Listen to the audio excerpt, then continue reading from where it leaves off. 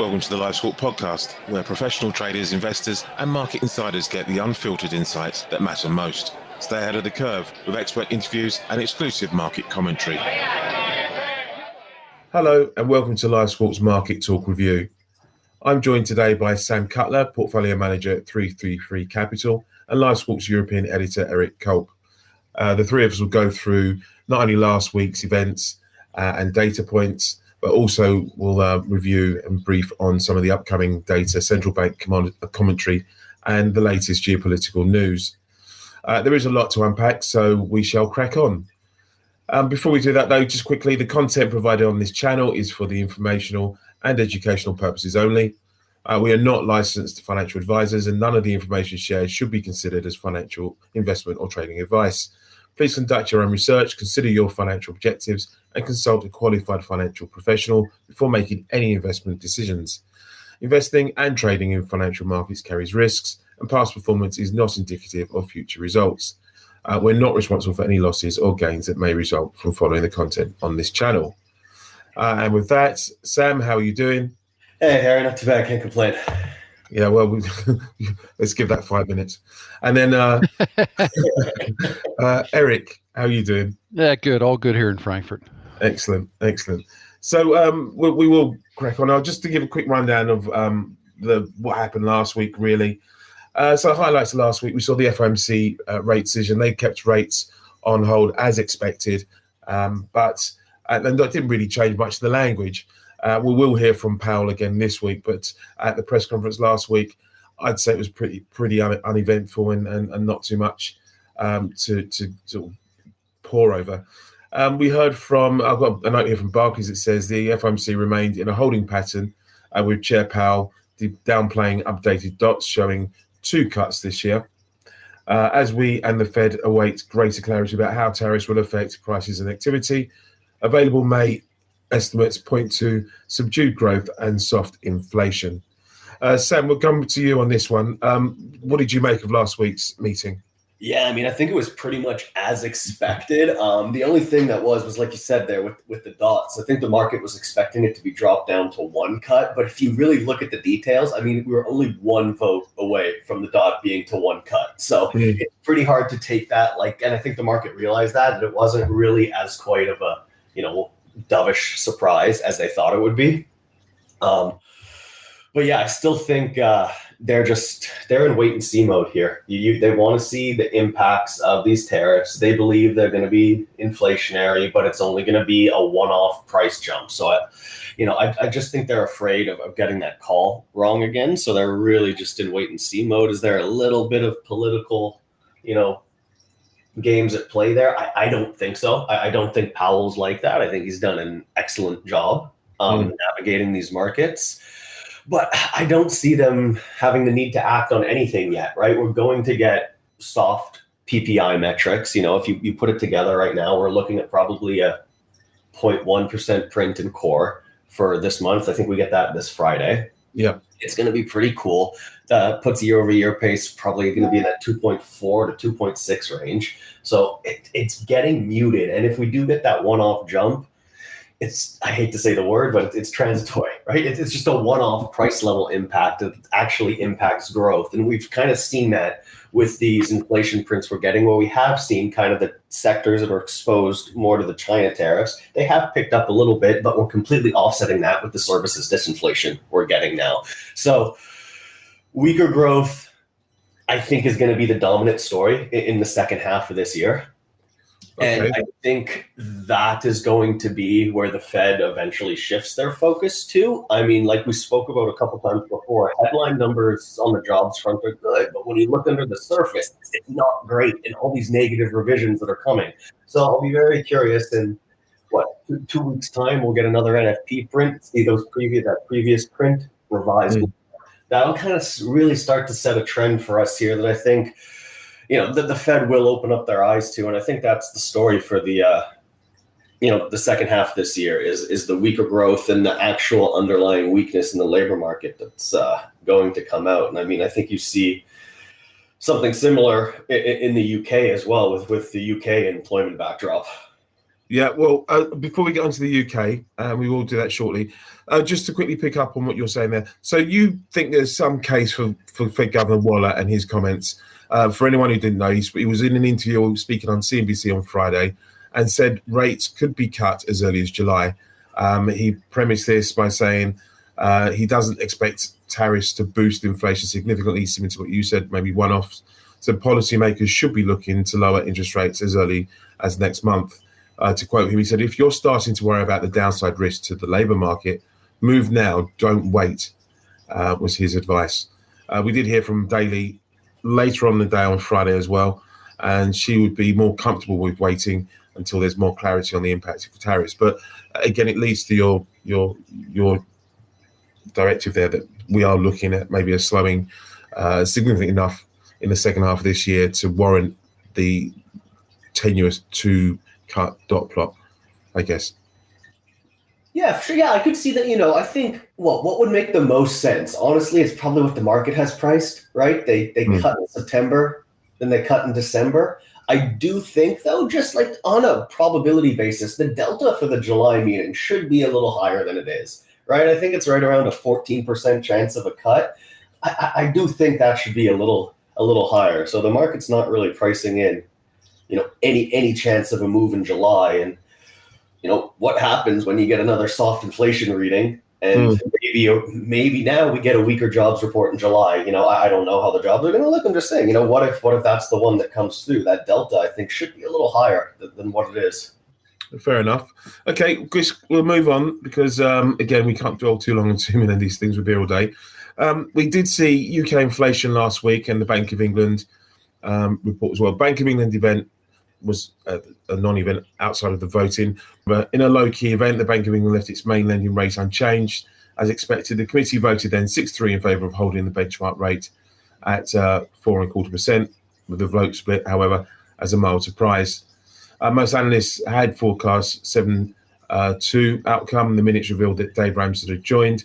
Analysts interpreted the decision as a dovish shift and said it raised the likelihood of a rate cut over the summer. Matt Swannell, Chief Economic Advisor to Ernst & Young Item Club, said the vote was likely a sign that the MPC's concerns about the labour market had increased since June. So that mirrors in some ways what we've seen from the Fed and how they look at things at the moment in terms of a deterioration in activity coming over the summer and the latter half of this year. Just to give you the quick numbers on the CPI inflation, we saw an easing to 3.4% year over year in May. Core inflation slows to 3.8%. Goods prices were on the rise, but services inflation cooled sharply. Right, so that's that done. S&B was the other major central bank that I noted last week. Eric, you covered this event for us. What were your views and what happened on that? Well, I think the decision came in as expected, a quarter point cut. Nomura, for example, they said there was a 40% chance of a half point cut, which didn't happen. Most of the market was pointed at a 25 basis point reduction. And I think the big question is what's next. It was widely expected, partially because Swiss inflation's been going down. There's been disinflation. And now, in May, the latest number, the annual rate fell by 0.1%. So that, of course, tripped all the let's cut now wires in everybody's heads. And that's exactly what they did. Listen to the board talk during the presser afterwards. I mean, the chairman, Martin Schlegel, admitted that they discussed a bunch of possibilities, and I presume that he meant also a half-point cut. I think the situation now, the S&B is really in a good situation because they make decisions quarterly, right? So they can sit back and watch until September and see how things develop with, for example, oil prices, right? If Iran's threatening to close the Strait of Hormuz, if that happens, that's going to drive inflation. At least I believe that, and I think everybody else does too. So that might pump up inflation in Switzerland. The other concern that the Swiss central bank has, of course, is the exchange rate. I mean, the dollar has been, getting slammed against the Swiss currency. It's down almost 10%. since the beginning of the year. And I think that's one thing the Swiss are worried about, is the exchange rate. And they've said they're ready to be active again in the forex market. They've done it before, especially post pandemic. We're talking about things they've already done, right? To go negative, because the next cut would be negative. I didn't make that clear in the beginning. They went to zero on Thursday, and then another cut takes them negative. They've done it before. They can do it again, and it's the same with intervention in the FX market. Right, fair enough. Well done. Thank you for that. I just want to quickly mention Norge Bank, which was a bit of a surprise. We were looking for rates to, I think, stay on hold there, and there was a surprise cut from the Norway's central bank. So just again, it adds to that narrative and that theme that central banks are looking a little bit more dovish than they probably were even 2-3 months ago, with the uncertainty from the tariff situation, and now even the greater uncertainty from the Middle East actions that we've seen. Talking of which, I really want to just push on now and look towards the geopolitical side of things, really. And on Friday, if we'd done this, we would have said, well, Trump said within 2 weeks he'll make up his mind about whether he will get involved, or the US gets involved and decides to bomb Iran's nuclear facilities. He lasted 2 days of the order over the weekend. So, he gave himself a bit of breathing space there. And they did. They hit 3 sites over the weekend and really just ratcheted up the tension in the region, which I'm pretty sure wasn't the intention. They wanted to try and show a strong hand and to show that they're in charge and can intervene at will. So looking at the situation now, just to give you a bit of reaction, we saw oil prices up. I think they were up over 5% at one point. They've now come back down to earth, if you like, and they're trading, I think, near or around Friday level. So we've seen that initial reaction, and equity markets, as you expect, came in on the soft side, and they retained some of that softness there. But we're not seeing the routes that some may have feared from US military involvement in the Middle East. Over the weekend, Trump did explain his decision and touted the Iran bombing, and warned more strikes could come, but wanted to see Iran come to the table.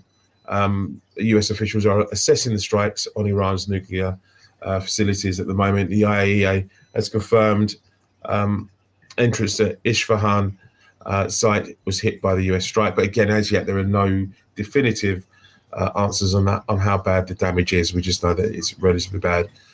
In response, Iran has brought out the threats, and there is even a hint that it's set to close the Strait of Hormuz, and signals wider retaliation. Not the best idea if your biggest customer, China, and Asian customers, again, transport a lot of the oil through that strait itself. So you're kind of cutting off your nose to spite your face. Sam, you got any views from a more general market perspective, but if you have any views on the oil market with what's happened? Yeah, I mean, look, it's kind of the initial reaction is how you expected, right? When you heard about that, when futures opened, you saw the haven flow with kind of risk off equity futures lower, spiking higher, dollar actually getting a bid. Insane to say.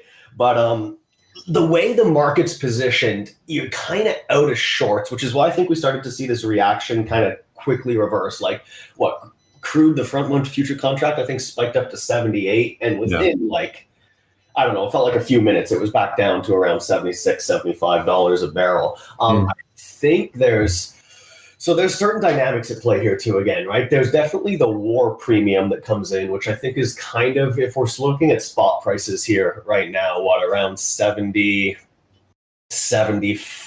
what is it, 75-ish or something like that? I don't have a chart up in front of me at the moment, but yeah, I think that's pretty much at equilibrium here. And if this is kind of the worst it's going to get, I think it's very easy for oil to drop down another $5 to $7. And, I like to look at a lot of gamma positioning in markets too. And there's about the money call strikes at $80 on that front month future contract. So I think it's going to have a really difficult time getting over that if nothing else kind of escalates from here. So if it does, push through that 80, it's going to actually need to be a real disruption, right? Not just the risk of it possibly occurring. Yeah. So well, I'll give you a note here from Deutsche Bank's Jim Reed. In terms of what all this means for markets going forward, it's really all about whether the Iranian regime weaponizes oil, and in particular, whether they seek to close the Strait of Hormuz, where over 20% of the world's oil flows daily. They refer to a report they put out last Monday highlighting Michael Hussey's, I hope I said that right, work, calculating that such a closure could see a spike in oil to around $120 a barrel, which I think is where that ultimate highest level has been. For what it's worth, Polymarket puts the odds of a closure before July at 32% at the moment, up from around 10% on Friday, but well below the 52% that was seen back end of last week, London time. Having been around $68 a barrel before concerns over potential Israel strikes against Iran emerged, around a third probability puts oil at around $85 a barrel. So perhaps the financial markets are pricing in a lower probability of a closure. All very back of the envelope stuff, of course, though. And that's from Deutsche Bank there. Yeah, hey, did you see? I was reading some headlines this morning, and the Iranian parliament did approve the closure of the strait. Yeah, I saw that too, yeah. Yeah, but I believe they left it up. I believe I read it. They left it up to, it's the security body that's going to make the final decision. That's right, yeah. Military chiefs make the decision on that. I also saw some research that a lot of LNG goes through there too. And I think for Europe, that could be a problem as they're trying to get away from all the Russian LNG, of course, because they don't want to rely on Moscow. So all of a sudden they're cutting deals with countries in the region. And if any of, for example, Germany has been cutting a lot of deals with countries there. So if any of their LNG goes through the strait and the Iranians decide to shut her down, yeah, and I think the other thing is, of course, when everybody starts opening up their cans of whoop ass down there, where's it going to stop? Very true. I want to get to what's happening this week then. Obviously that happened over the weekend. We're seeing the ripple effects of that. The US cash equity markets, which haven't opened yet at the time of recording, will be very interesting to see. But going through what we have for the rest of the week, we've seen some flash PMI readings out so far today for the Eurozone in the UK. Eric, just very briefly, can you touch upon the PMIs, what you've seen so far? Yeah, I was looking at the German ones earlier, ahead of the IFO tomorrow, which also looks like it's going to tick higher because most of the polling of German managers was done. This is, of course, IFO, German Business Confidence. Most of the polling was done before the attack, or at least most of the answers are probably in. I mean, PMIs, both the services, at least for Germany, the services and the manufacturing rose, and I think the services beat the expectations. The problem is they're still both under 50, so in contraction territory. I mean, it's still good news. I think the manufacturing number is a multi-year high. But the headline number is the composite number is above 50, just barely. So I think that's good news. We'll see what the IFO says tomorrow. Now everybody's going to take what just happened into effect too, or they're going to have to analyze it. Yeah, or maybe fade some of that as well. We do have, on the geopolitical front, we have a NATO meeting coming up, NATO summit that starts tomorrow and goes on until Wednesday. It's Tuesday, Wednesday of this week. Trump is set to fly out. He said is expected to attend the summit in The Hague. From a geopolitical perspective, again, there's maybe a little bit of risk around rhetoric coming out of that, mainly from the US more than anything else. On the central bank front, we have Fed's Powell testifies. It's a semi-annual event. We used to call it the Humphrey Hawkins testimony. He appears at both the Senate and the House and will testify on the Fed's job, basically. Sam, do you pay much store in these events when they come around? I mean, not a ton, right? Like, I'll always listen in to see if you can try to put together any clues, but I think a lot of it's going to be the same rhetoric that we've heard over the past couple meetings. Okay.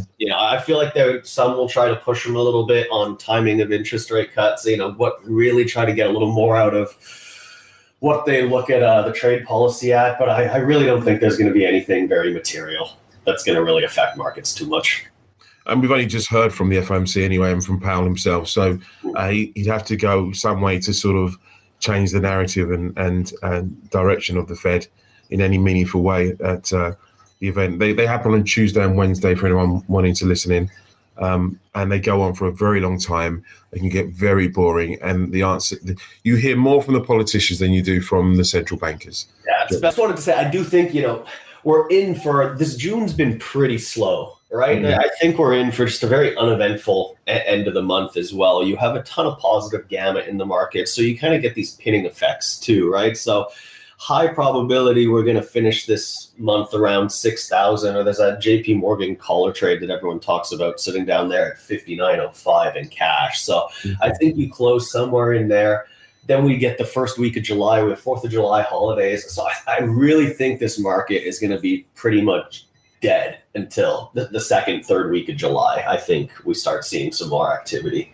That's good knowledge there. And again, that perspective from someone who doesn't have to trade this intraday, you look at these things from a slightly higher perspective and broader perspective, which is good to know. Just moving on, then we do have durable goods orders out there as well. Oh, sorry, I didn't mention midweek. We've also got the US Senate vote on spending bill. I don't even know if that's going to happen now, because I think there is still some more tweaks that like to happen, and it may not get put in front of senators on when I think it was Wednesday, scheduled for Wednesday.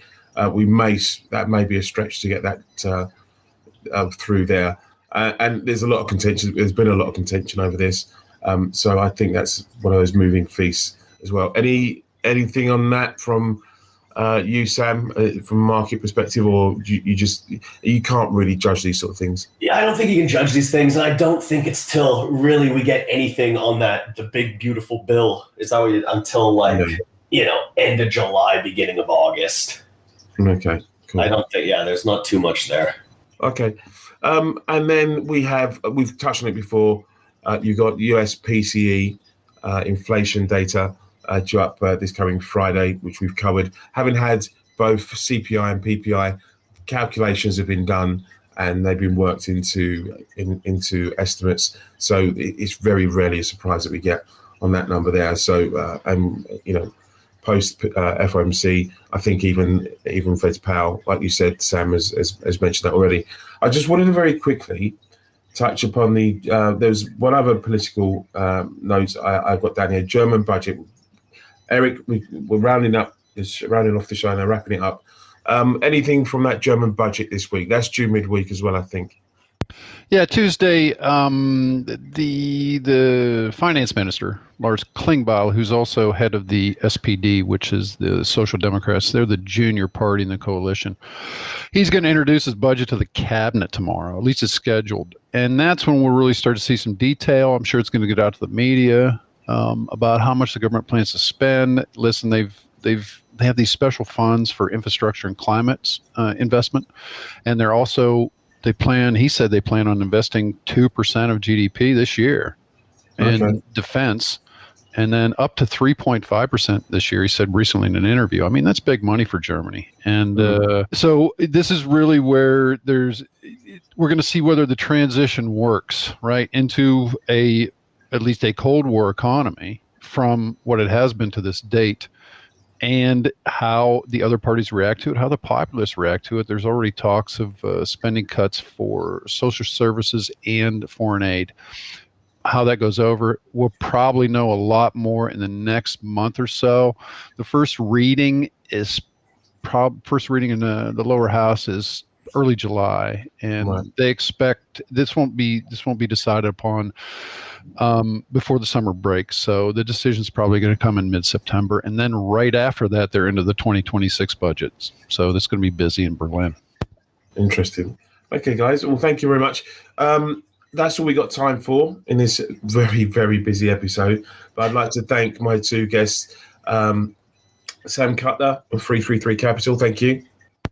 Always a pleasure, Harry. Hopefully next month some things happen and we start having some more interesting, more detailed stuff to chat about. Yeah, it's been very dull, very, very dull and uneventful. And Eric, thank you.